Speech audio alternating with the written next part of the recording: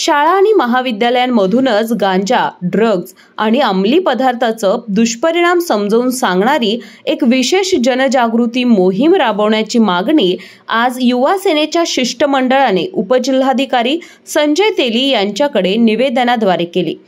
गेल्या काही दिवसांपासून कोल्हापूर शहरात अंमली पदार्थांची विक्री झपाट्याने वाढल्याचं समोर येतंय।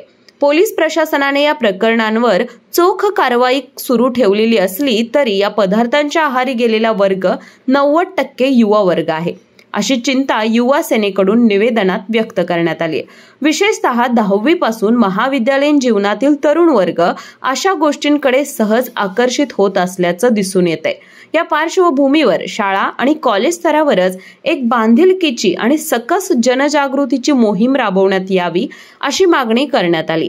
प्रत्येक विद्यार्थ्याला या मोहिमेचे वेगळे अटेंडन्स देण्यात यावे आणि यामध्ये पोलीस प्रशासनाचीही सक्रिय भूमिका असावी असेही निवेदनात सुचवण्यात आले आहे। महिलांच्या सुरक्षेसाठी निर्भया पथक जसं आहे तसंच अंमली पदार्थांपासून संरक्षणासाठी स्वतंत्र टास्क फोर्स तयार करावा आणि हे धोरण शासनाच्या आदेशाने सर्व शाळा महाविद्यालयांमध्ये लवकरात लवकर राबवावे अशी आग्रही मागणी शिष्टमंडळाने केली। या संदर्भात उपजिल्हाधिकारी संजय तेली यांनी सकारात्मक प्रतिसाद देताना आम्ही या निवेदनाची गंभीर दखल घेऊन लवकरच सर्व शाळा आणि महाविद्यालयांना योग्य त्या सूचना देऊ असं आश्वासन दिलं।